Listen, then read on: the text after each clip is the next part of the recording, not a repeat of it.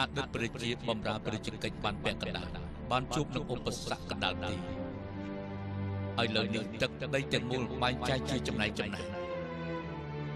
ទឹកដីនេះស្ថិតនៅក្នុងភាពគ្រោះថ្នាក់ស្លាប់ណាស់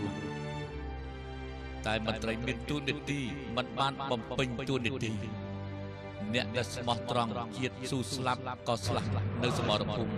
ត្រូវធ្វើតាមព្រះតម្រិះរបស់អតីតប្រជាសម្រេចឲ្យបានអាចនេះហើយត្រូវរៀនតាមព្រះគ្រូល្អរបស់អតីតប្រជាតាំងចិត្តតស៊ូកុំឲ្យមានការធ្វេសប្រហែសជៀសវាងការបាត់បង់ទឹកដីនៅជាមួយមន្ត្រីល្អឃ្លាតពីមនុស្សអាក្រក់គួរទៅនៅឲ្យឆ្ងាយពីមនុស្សដែលមិនល្អឃ្លាតពីមនុស្សអាក្រក់នៅជាមួយមនុស្សល្អដើម្បីការពារទឹកដីកាលដែលអតីតប្រជានៅរួមតែងតែរក្សាការងារជាមួយនឹងមន្ត្រីហើយក៏មានការសោកស្ដាយចំពោះស្ថានភាពបែបនេះដែរចំណែកទូបង្គំគ្រាន់តែជារាជសាមញ្ញធ្វើស្រែចម្ការនៅតំបន់ណានចាងរស់ក្នុងសម័យសង្គ្រាម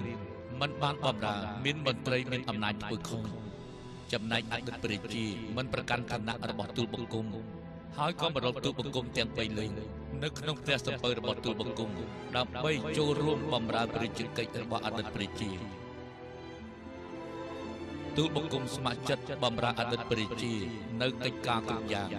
អតីតប្រជាដឹងថាទូបង្គំធ្វើអ្វីមានការប្រុងប្រយ័ត្នម្ល៉េះហើយបានផ្ដាំទៅមន្ត្រីទាំងឡាយ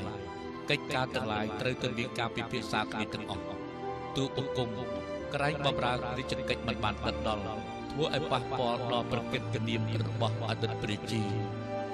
មូលហេតុនេះហើយទូបង្គំខិតខំប្រឹងប្រែងធ្វើការមិនឲ្យមានការធ្វេសប្រហែសឡើយឥឡូវនេះខាងត្បូងមានភាពវឹកវរកងទ័ពគ្រប់គ្រាន់ហេតុនេះហើយត្រូវដឹកនាំកងទ័ពទាំងមូលដើម្បីរំដោះភូមិភាគកណ្ដាលបោះសម្អាតអ្នកដែលប្រឆាំង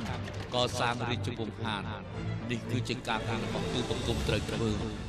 ក៏ជាការសងគុណដល់អតីតប្រជាហើយនេះហើយសូមព្រះអង្គរាជអនុញ្ញាតឲ្យទូបង្គំប្រយុទ្ធប្រឆាំងនឹងពួកអស់នេះបើសិនជាទូបង្គំធ្វើហើយគ្មានផលល្អទូបង្គំសុខចិត្តទទួលទោសគ្រប់បែបយ៉ាងហើយក៏សងគុណដល់អតីតប្រជាទូបង្គំតែងតែរំលឹករាល់ពាក្យបណ្ដាំរបស់អតីតប្រជាទូបង្គំនឹកដល់គុណអតីតប្រជាជានិច្ចឥឡូវនេះ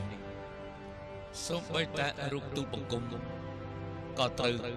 ឃ្លាតឆ្ងាយពីស្រុកកំណើតដែរដូច្នេះទូលព្រះបង្គំគ្មានអ្វីនឹងត្រូវរៀបរាប់បន្តទៀតទេ